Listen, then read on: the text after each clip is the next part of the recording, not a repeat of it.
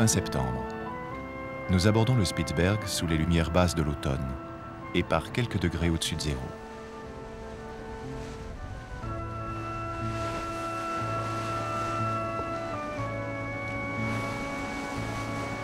Le Spitzberg, une île sur le toit du monde, à 1000 km au nord de la Norvège, là où commence l'océan glacial arctique. La dernière des terres européennes. Ici, le paysage est celui des origines, des rivages déserts, une végétation rase et éphémère, un silence comme au premier jour du monde. Et bientôt, tout autour, la banquise, le froid, la nuit permanente. D'ordinaire, à l'approche de l'hiver, les navires fuient la région, craignant de se faire prendre et peut-être broyer par le terrible étau des glaces. Mais notre objectif est précisément de laisser cette banquise enserrer le bateau et de demeurer jusqu'à la fonte, prisonnier volontaire des glaces. 5, 6, peut-être 7 mois d'isolement pour une campagne de prélèvement marin au sein de l'océan Arctique. Grand comme 25 fois la France, l'océan Arctique est un immense réservoir de froid qui influence par le jeu des courants l'ensemble du climat de la planète. Mais comment naissent ces courants et plus généralement, que se passe-t-il sous la glace pendant l'hiver polaire? Pour mieux le savoir, il faut hiverner, tout comme le firent parfois involontairement les premiers explorateurs polaires.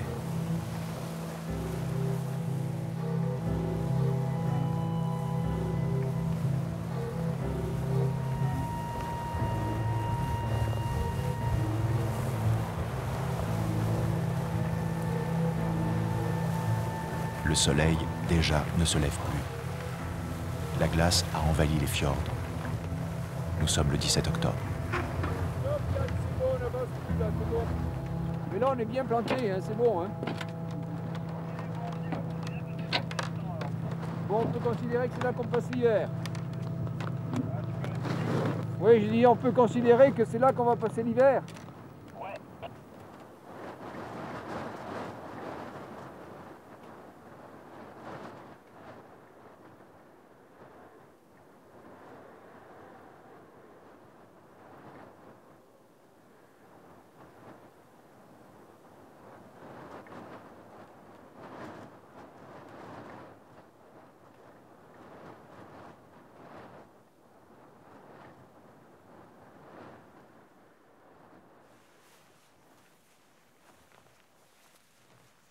Jean-Louis Etienne est celui par qui se découvrent les régions polaires, au fil de sa passion pour leur étrange beauté murée dans le silence et le froid. En 1986, il est le premier homme à rallier le pôle Nord à pied et en solitaire. 3 ans plus tard, pour défendre le dernier des continents vierges, il traverse l'Antarctique avec 5 compagnons originaires de pays différents.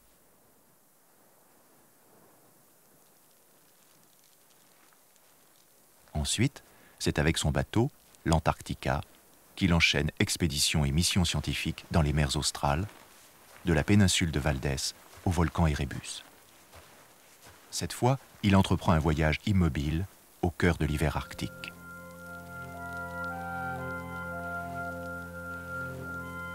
Mais il y a aussi autre chose. Comme une image très ancienne jaillit du récit d'un explorateur polaire, Nansen, Shackleton ou Amundsen. L'image d'un grand bateau blanc pris dans les glaces.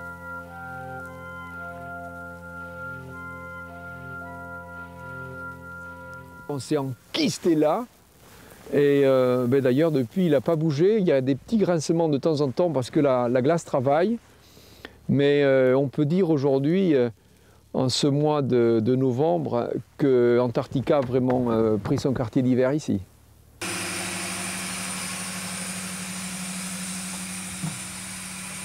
Dorénavant, le bateau est le garant de nos vies, mais aussi la plateforme technique de l'expédition. Tout dépend de lui.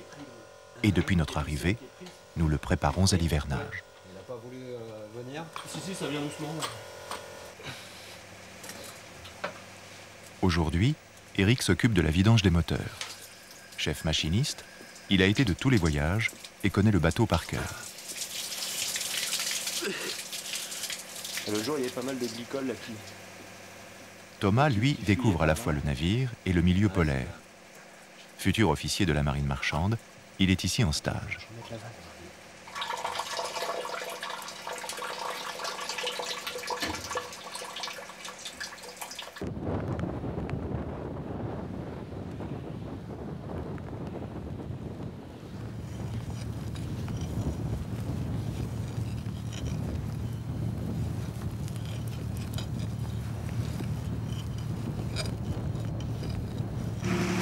Capote sur la tête, c'est le moment le plus désagréable, c'est de passer la tête. D'accord.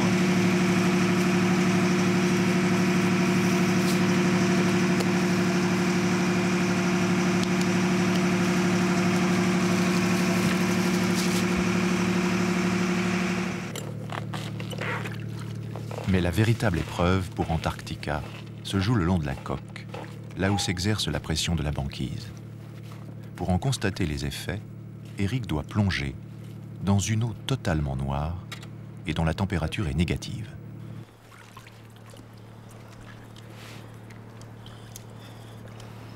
C'est bon ?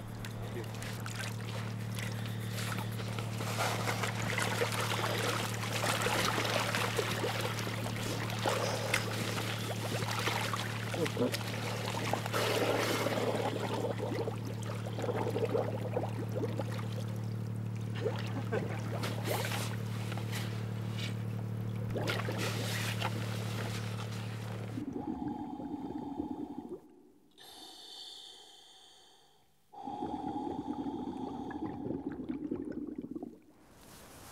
Jean-Louis Étienne a voulu son bateau capable d'échapper à la pression des glaces. Pour cela, Antarctica possède des flancs très arrondis, un ventre plat, des dérives et des safrans rétractables. Ainsi, lorsque la banquise se forme, au lieu d'écraser la coque, elle glisse en dessous et soulève le navire.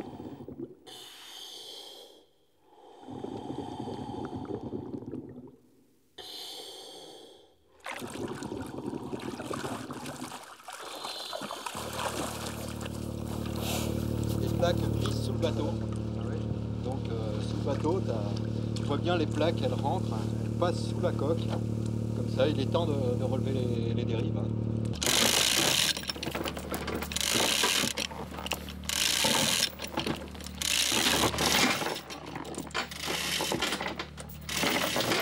Encore 10 cm. Antarctica a réalisé l'équivalent de 5 tours du monde. Mais il est ici aussi pour faire ses preuves, car c'est son premier hivernage. C'est bon. Terminé.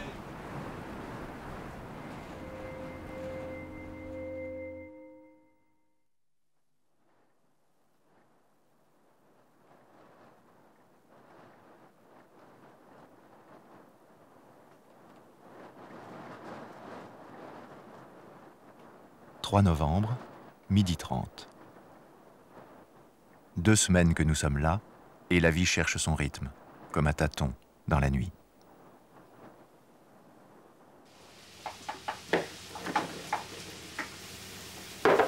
Bon, une petite sauce. Ça commence à accrocher légèrement. Yann, le capitaine, devient peu à peu le gardien d'un refuge polaire. Il est 29. Hein. On a dit à 12h30. Ta sauce, elle est cuite dans 5 minutes, là. On va mettre la table. 12h30, c'est l'heure. Oui. Tu travailles dehors, là, tu fais à la montre ou à l'estomac pour venir? Moi, à l'estomac. Parce qu'on s'interrogeait, on se demandait s'il fallait quand même essayer de respecter des horaires. Ah ouais, midi, hein. 12h30. Oui, mais enfin, quand on a l'habitude de se caler sur la lumière, on a intérêt à vraiment conserver un rythme, garder l'heure du bord, quoi. Le matin, c'est moins évident, je trouve. Hein. Moi, j'ai ma montre qui sonne. Je regarde. 7h, mais... putain, est-ce que c'est vraiment 7 heures? Bon.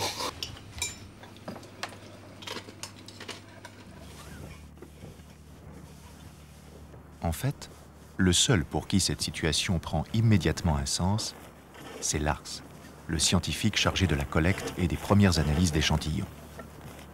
Quotidiennement, il plonge son filet dans les eaux glacées de l'Arctique pour y recenser les quelques espèces animales qui survivent pendant l'hiver polaire.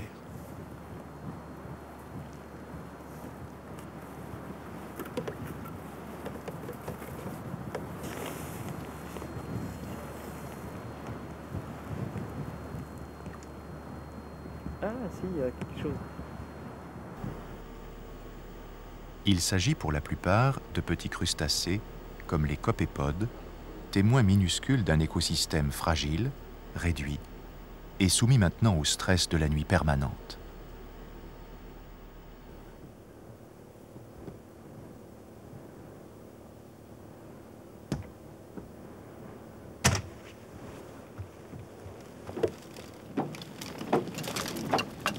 On aurait dû venir les faire tourner là, dans le réchauffement là.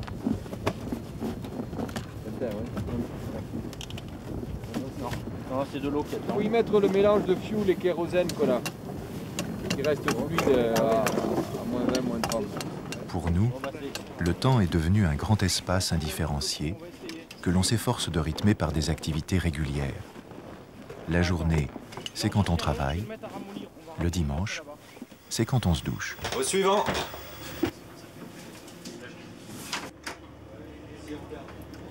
Suivant.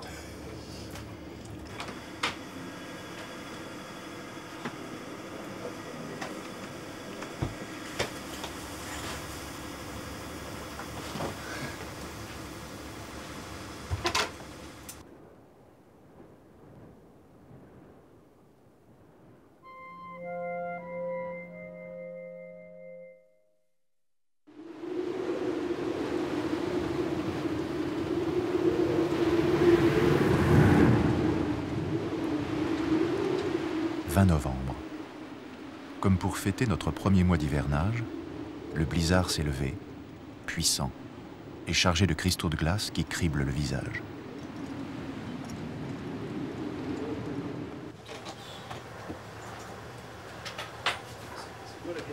Il y a 30 nœuds établis et là... Ça va monter à 50. Hein. Ouais, ça peut monter à 50 et faut être vigilant.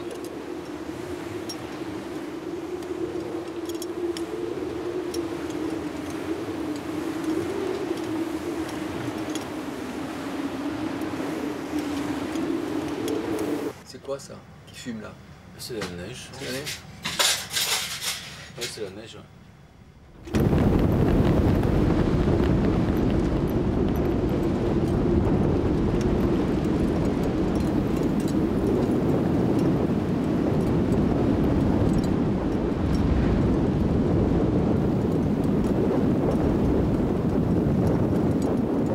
Ici, comme dans toutes les régions polaires, le vent est un élément dangereux.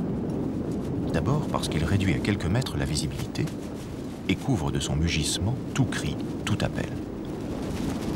Mais aussi parce qu'il est un redoutable facteur de refroidissement du corps humain, créant une température apparente 2 à 3 fois plus basse que celle affichée par le thermomètre. Aujourd'hui, notre moins 25 dans un vent pour l'instant à 30 nœuds équivaut à moins 60 degrés.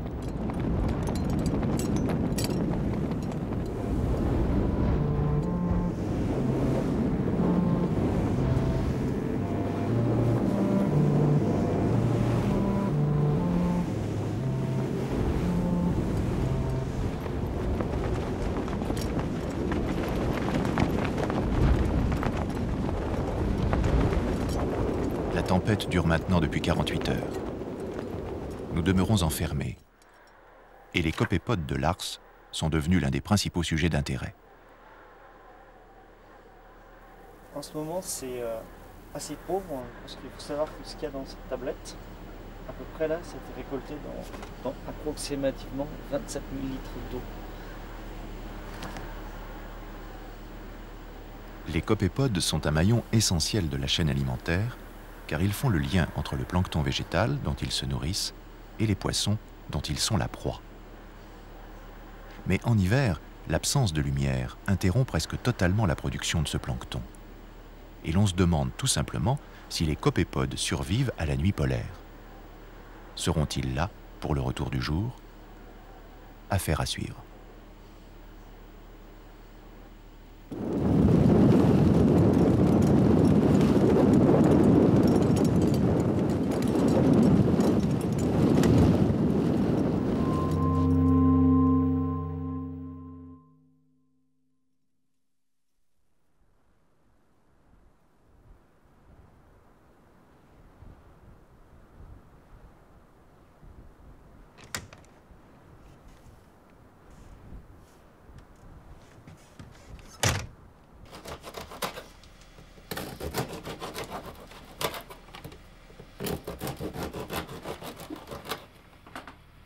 Salut Eric.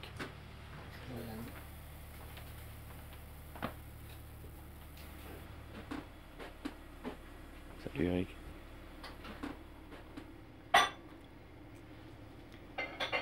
Et après...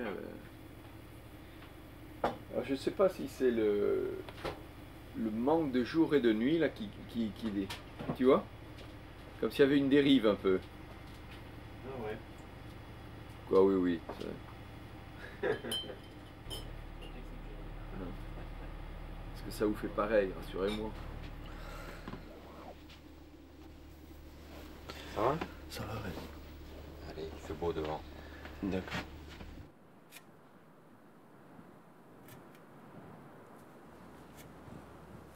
Ici, une belle journée, c'est lorsque l'on voit les étoiles.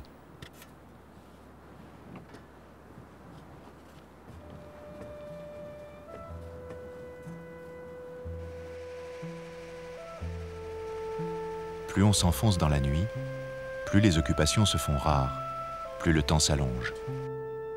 Les 6 semaines écoulées semblent une éternité, et l'époque où naviguait le bateau est comme une autre vie. Après la Patagonie, la péninsule antarctique pour la deuxième expédition, c'était quand même Parfait. c'était parfait le bateau. Parfait, à part qu'on a perdu une dérive, mais bon, ça On a une dérive en Patagonie et une autre au large de la mer de Ross. Ouais. Déjà, on a 2 dérives qui sont... et celles qu'on a, pour l'instant, on les garde. Il faudrait faire des routes là. Ouais. Vous avez dessiné tous ces points. Et attends, attends. Mais elle est en place? Si maintenant il y a l'ours que tu veux lui faire peur, il faut armer, ça y est, là il est armé. Déjà il a peur là. Tu tires là? Je sais pas, on tire. Tu fais du bruit? Ça, je vais faire du bruit. Ouais. Oh putain! Qui au suivant? Papy Thomas, tu tu vas alors, hein? Bon, tu attends. fais d'abord le truc de sécurité? Ouais, d'accord. Hein? Ouais. Faut pas forcer sur la culasse. Tu le fais. Vas-y. Ouais, ça suffit. 3-0. Tu l'avais armé là? Où tu es? Là. Tu sais que je viens de casser le couvercle de la cocotte minute. Ouais, alors, bah, il faut- alors, attention. Tu as touché la cocotte minute. Je suis pas de peau.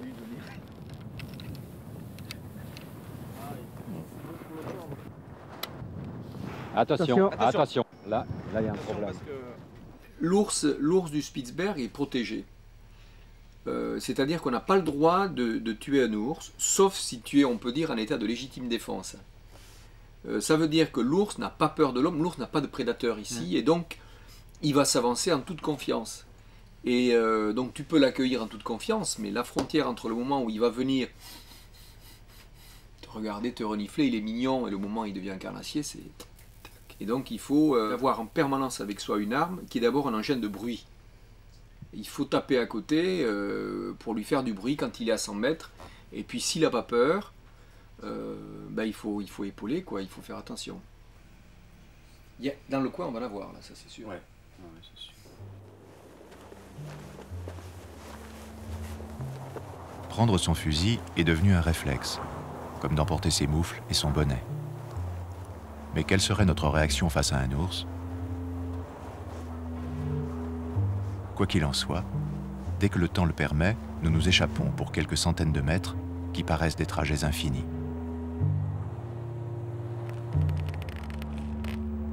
En plus, depuis quelques jours, la banquise se fracture sous nos pieds.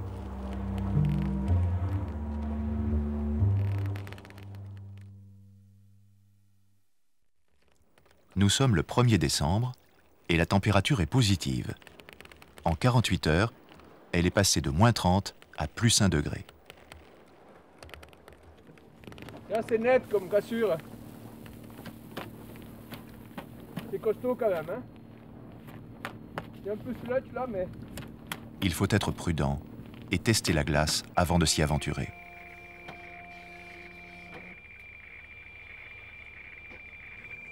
Putain, il y a une autre petite dépression encore sur le pôle là. Ah, putain. Ah oui, d'accord, je comprends. Tu as pratiquement toute la zone du pôle qui est recouverte par une zone dépressionnaire. Là, il y a un front qui nous passe dessus, un front chaud. Là, qui explique l'air très chaud qu'on a en ce moment là.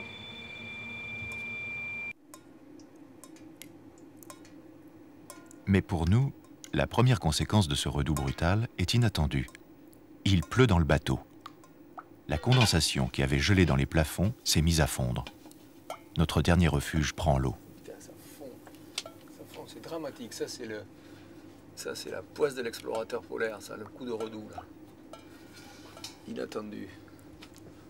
On n'est vraiment pas prêt pour ça. On est prêt pour le froid, on est prêt pour la glace, on est prêt pour tout. Alors vraiment, pas pour le redout.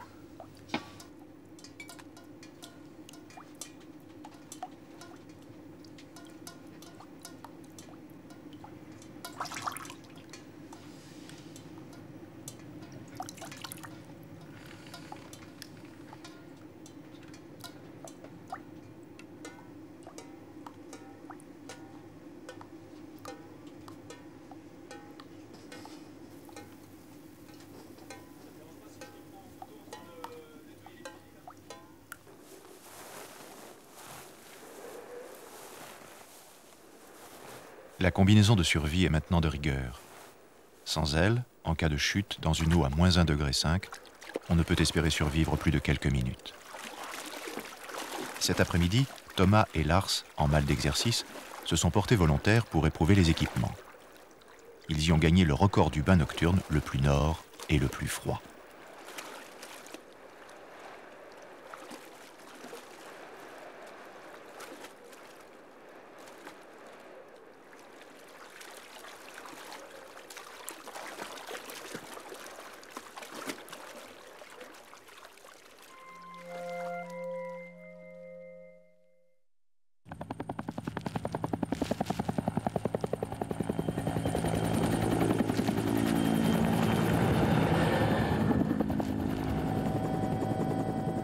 « 20 décembre. Le bourdonnement d'un hélicoptère nous a soudain rappelé qu'il existe un autre monde, ailleurs.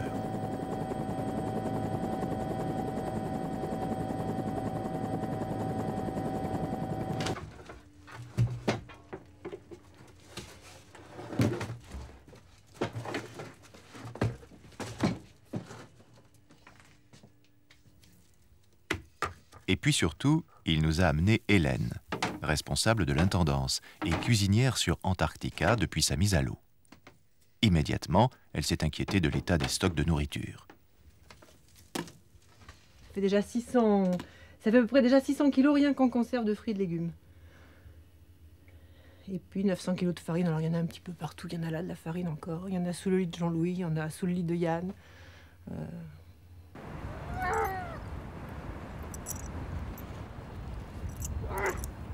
Dans l'hélicoptère, il y avait également Nanook et Kiska, 2 chiens mamelouks habitués au climat de l'Arctique. Eric leur a fabriqué des niches en bois et les a installées sur la banquise. Ils sont censés nous avertir si un ours vient à rôder près du bateau.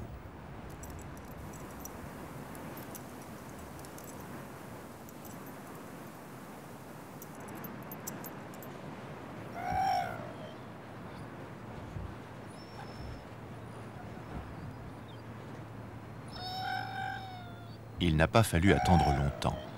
1 semaine après leur arrivée, nous les avons entendus gémir.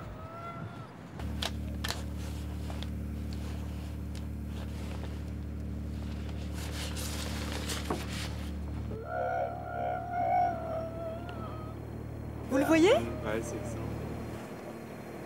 L'ours enfin nous rend visite, sans doute tenaillé par la faim qui se creuse tout au long de l'hiver. Mais nous sommes presque soulagés de pouvoir mettre une forme, même vague et lointaine, sur cette invisible menace.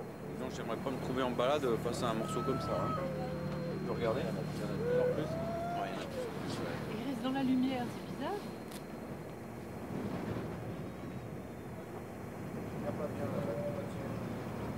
En tout cas, Nanook et Kiska se révèlent efficaces. Depuis, pour leur propre sécurité, nous les faisons dormir sur le pont. Et nous réalisons que peut-être avant qu'il n'arrive, l'ours, lui, nous observait déjà depuis longtemps.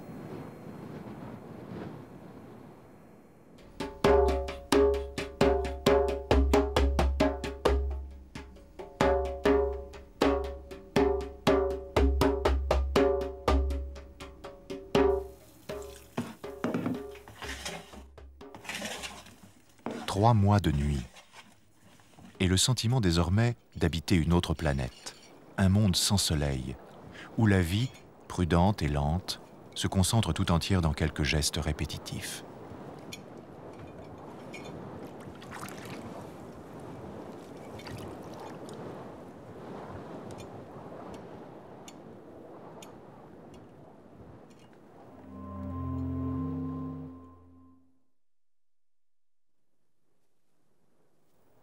De plus en plus fréquemment, lorsque nous sortons, les ours sont là, attirés par les odeurs de cuisine. Et c'est en les observant que nous réalisons soudain que le jour commence à se lever.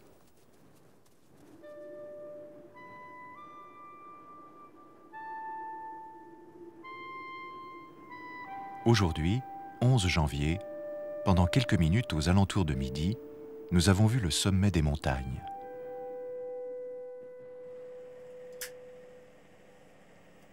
Peu à peu, se révèle notre décor. Du bateau, nous apercevons maintenant une cabane de trappeur, avec sa tour à viande, où pendent des phoques séchés.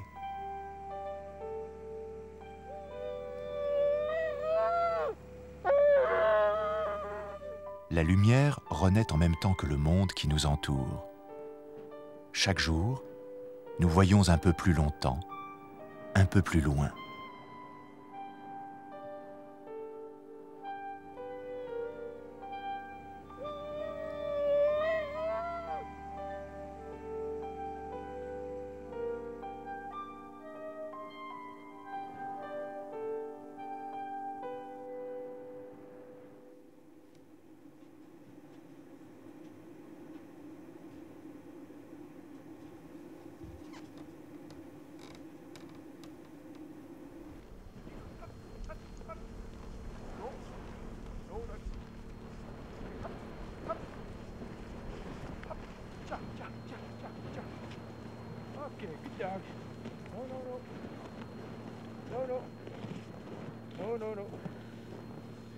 Ok là. Ok là. Ok.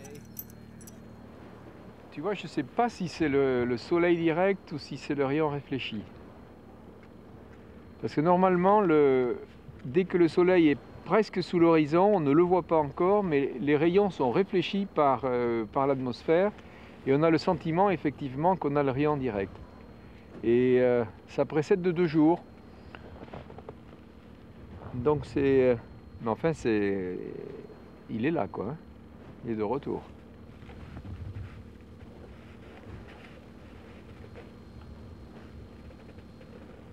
Ça fait du bien de voir notre astre après 4 mois.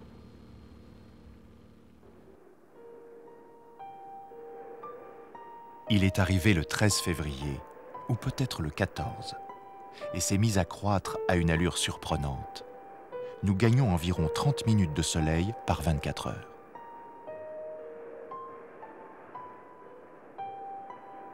Ici, sur le toit du monde, c'est comme si l'on sentait soudain la Terre glisser le long de son ellipse. Il y a eu les mois de nuit où la région du pôle Nord était masquée par la rotondité même de la planète, jusqu'à ce que le mouvement de la Terre autour du Soleil nous ramène en vue de notre astre. il y a maintenant le jour qui, en moins de 2 mois, va devenir continu. Alors, le soleil ne disparaîtra plus et longera inlassablement notre horizon, simplement plus ou moins haut selon les heures.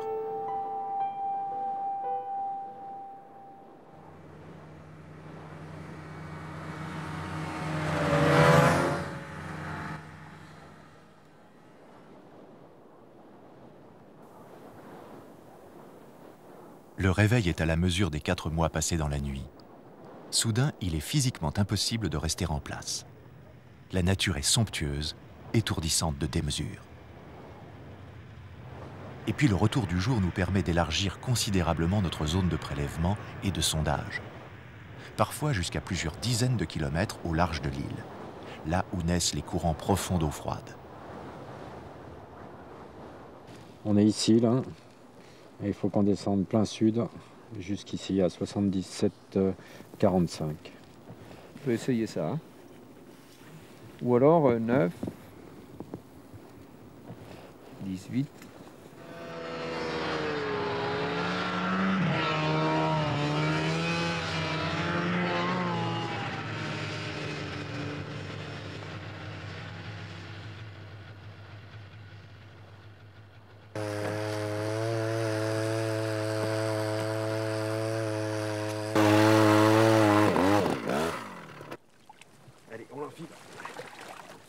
Ici, sous nos pieds, fonctionne l'un des principaux moteurs de la circulation des eaux océaniques. Lorsque l'eau de mer se transforme en glace, le sel qu'elle contient se concentre peu à peu sous la forme d'une saumure lourde et froide qui filtre à travers la banquise et coule au fond de l'océan. Il en résulte un véritable tapis roulant d'eau dense et froide qui chemine lentement vers l'équateur. Ce courant de fond est compensé en surface par un courant inverse et plus chaud qui remonte jusqu'aux régions polaires.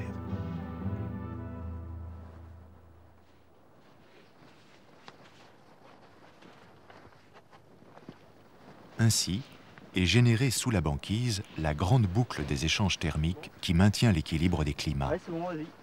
Pour les climatologues, le rôle des régions polaires apparaît de plus en plus comme déterminant. Et malgré des conditions de travail difficiles, les missions sur le terrain se multiplient.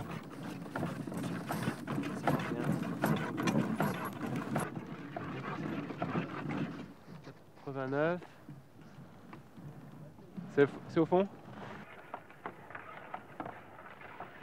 Les mesures que nous effectuons sur la production de saumure au Spitzberg iront ainsi nourrir une immense banque de données en cours de constitution, destinée à expliquer comment notre Terre régule sa température. Ça c'était 10, ça? Ouais.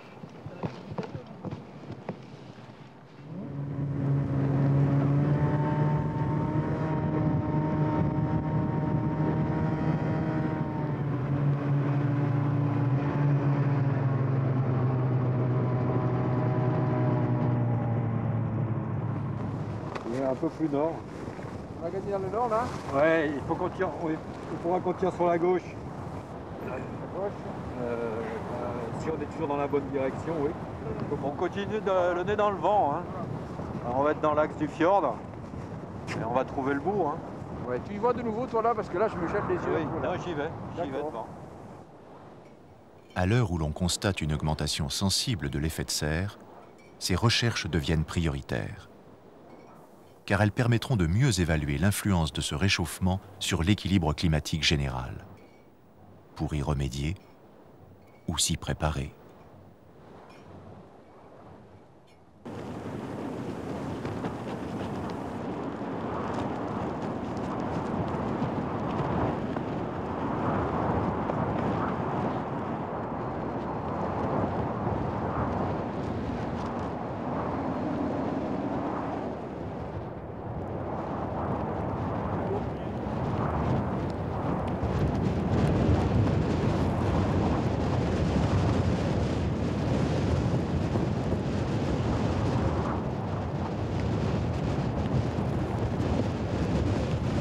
Voilà, ça c'est la poche où nous étions. Là il y a la pointe, voilà, ça c'est la poche où nous étions là. Ici il y a la pointe. On était là. C'est vrai qu'on aurait pu s'éloigner vers la pointe. Et voilà le...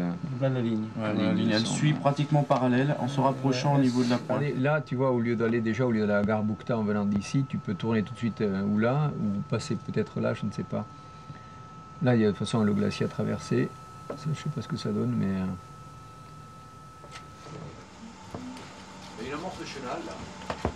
Oui, comment il a J'imagine. Une opération de... Ouais. «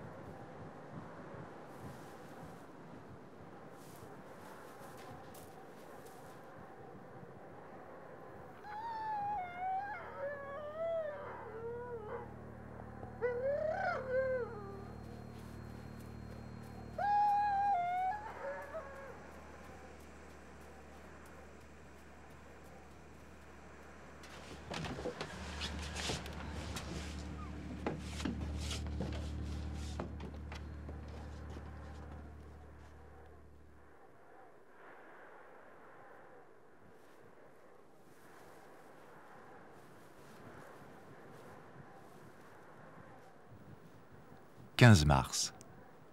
Nous avons passé la journée à observer les galipettes d'un ours blanc autour du bateau. Difficile devant un tel spectacle d'imaginer qu'il puisse être féroce et dangereux.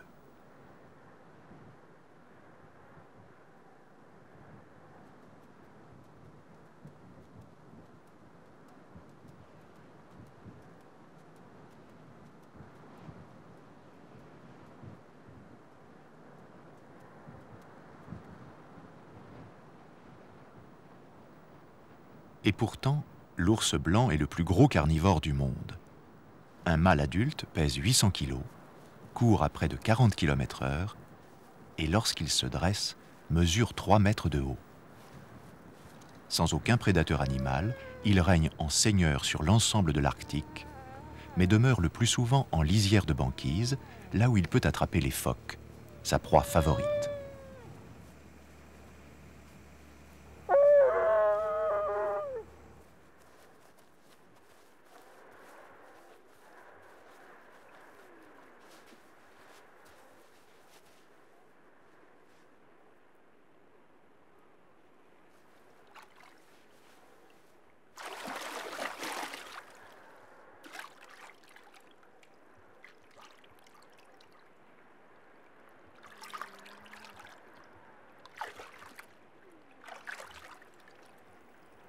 En fait, son seul ennemi pendant longtemps fut l'homme qui le chassait pour sa peau.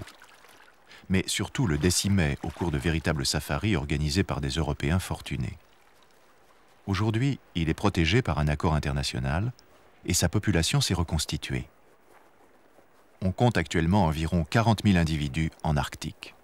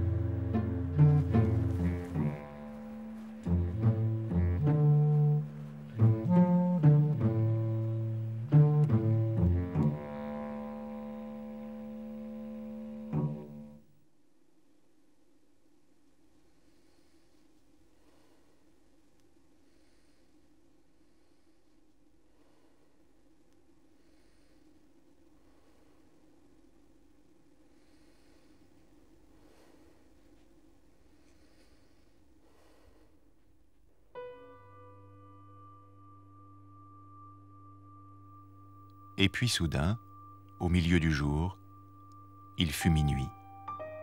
Et sans que rien ne bouge, cela ajouta au paysage une suprême touche d'irréalité.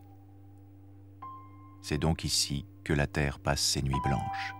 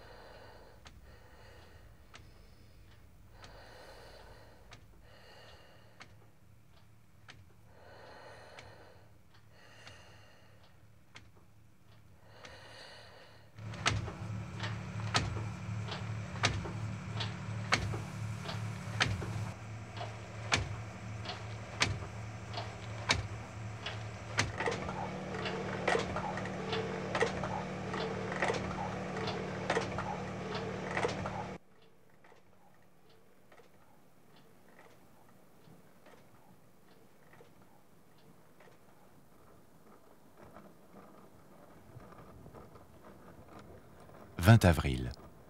Le jour sans fin laisse un temps immense et le travail avance vite. Après des dizaines de sondages en différents points de la banquise, le prélèvement d'environ 600 litres d'eau à des profondeurs variées, la capture de milliers de copépodes et leur tri par taille et par sexe, notre programme scientifique est presque bouclé. Échantillons et mesures sont maintenant prêts à partir pour les laboratoires d'analyse, en France et en Allemagne.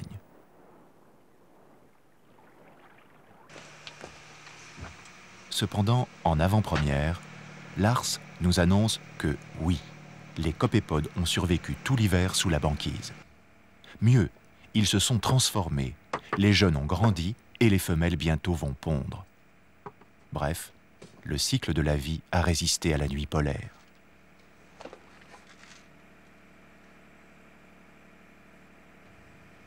Celle-là, on l'a attrapée de nuit, celle-là. Elle était toute rose là maintenant, elle a un petit peu perdu sa coloration. J'espère qu'elle arrivera intacte au laboratoire pour qu'on puisse l'étudier plus finement quand même. Quant à Antarctica, il a lui parfaitement résisté à la pression des glaces. Et le redout qui s'est installé depuis plusieurs jours lui donne des envies de départ. Derrière l'autre, il a garé le camion, hein. On n'arrive plus à sortir du créneau. Arrière. C'est dingue. On pousse ?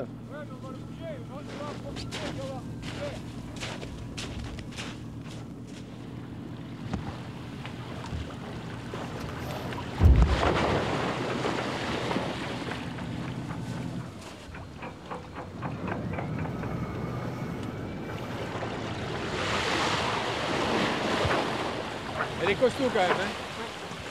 Je savais pas que vous vouliez sortir ce soir. Sortir ce soir, il rêve. C'est beau, hein. Plaisir, hein. Ce qu'il y a de couillon, c'est qu'il a l'air de partir plus facilement vers l'avant que par l'arrière. Allez.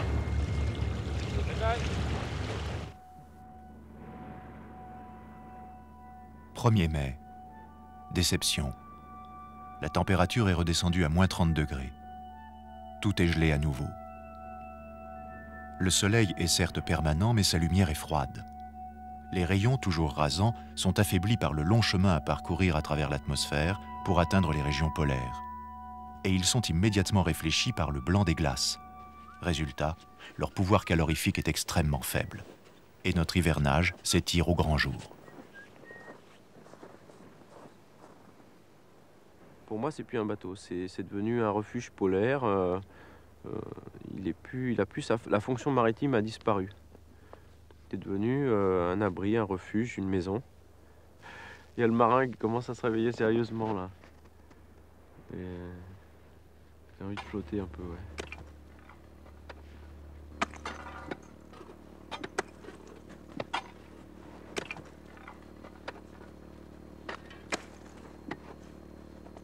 Si on reprend les bouquins, les photos de tous les explorateurs, toute l'exploration polaire, on retrouve en fin d'hivernage toujours les équipages en train de faire des trous avec des pics. Il y a beaucoup d'ingéniosité pour inventer des nouveaux outils pour aller vite.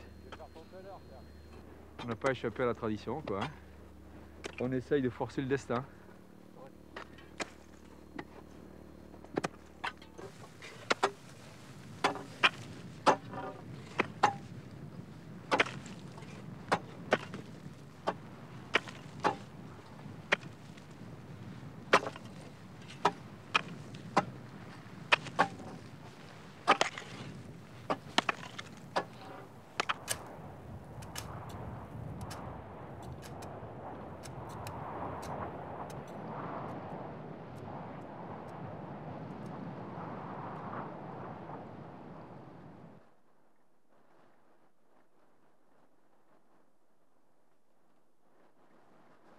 Finalement, avec l'expérience, on apprend que c'est la nature qui décide. C'est la nature qui va décider quand est-ce qu'on va partir. C'est la nature qui commande le retour du soleil, tout ça. Et finalement, on est obligé de... Il n'y a rien à faire. On ne peut pas lutter contre les événements. Et du coup, il faut s'habituer à attendre. Et là, je pense y être parvenu, là, puisque finalement, vis-à-vis par exemple, de la sortie du bateau des glaces, je regarde ça avec sérénité, quoi. Je me dis, bon, ben, ça arrivera quand ça arrivera. On creuse des tranchées pour essayer d'aller plus vite, mais à la limite, même si ça marche pas, c'est pas grave. Je suis prêt à attendre, à la limite, encore 2 mois, là.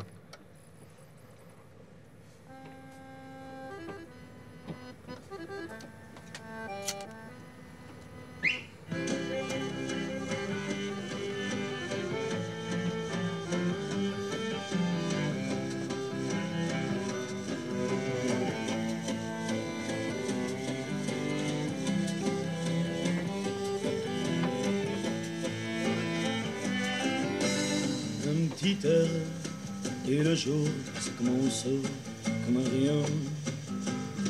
Une brume et d'embrun qui ont frappé ton corps malade.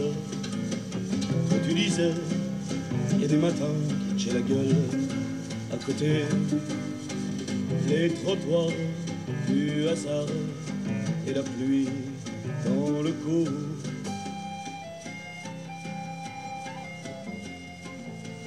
On parle des premiers hivernants comme des gens qui auraient été sur la Lune, quoi, hein, parce qu'ils entraient dans un domaine qu'on ne connaît pas, en plus qui est plein de fantômes, qui est le noir. Comment est-ce que notre organisme va supporter cette obscurité? Il y avait cette appréhension. L'immobilisme dans un climat aussi rude, au milieu d'un grand désert comme ça, est un passage dans un temple, hein. Et sorti du flux du monde qui nous porte tous, on est porté par ce flux de l'agitation, on peut dire, dans laquelle nous vivons, tout d'un coup on se retrouve avec soi-même. Et il faut apprendre à vivre avec soi-même de nouveau, il faut se réapprivoiser. Et donc il y a des moments où on est en désaccord total avec soi-même, on se dit mais qu'est-ce qui m'a pris de venir là, encore une fois? Quel désaccord avec le monde me pousse à m'imposer cette souffrance? Et puis par moments, il y a un apaisement, le calme est propice à ça. Et tout d'un coup, on fusionne avec ce calme et il y a l'étale, comme la marée, et arrive à un moment d'immobilisme et on est bien dans cet univers. C'est un luxe formidable de sentir cet apaisement qui vient en soi dans ce genre de région. 5 juin. Cette fois, la longue soumission aux gestes lents de la nature a vécu. La banquise, fragilisée, se disloque. Il nous reste à défaire le puzzle.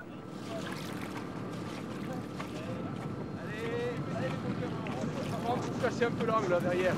Non mais avec les moteurs je ne casserai pas. Ce que je peux faire casser c'est en reculant et en montant dessus. Est-ce qu'on peut passer plus de glace de l'autre côté? Allez Thomas, fais le balancier.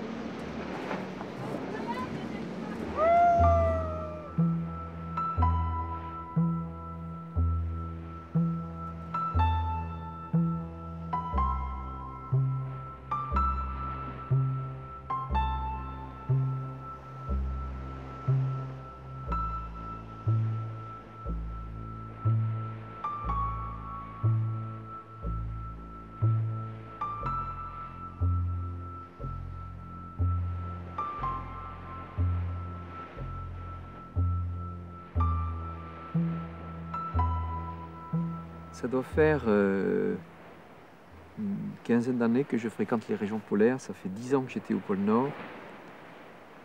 Et je ne comprends toujours pas pourquoi je suis attiré par ces régions. Je le devine un peu, quoi. Hein. Je crois qu'elles nous mettent en face de nous-mêmes. Et quand on en a pris le pouls, quand on les accepte comme elles sont, quand on a, je dirais, on a oublié qu'il fait froid, parce que souvent ça se résume, alors vous n'avez pas froid, c'est autre chose les régions polaires. Le froid est un élément du décor, c'est peut-être celui qui les protège le plus. Je me rends compte que dès que j'ai pris le pouls de la région, j'ai de nouveau du bien-être.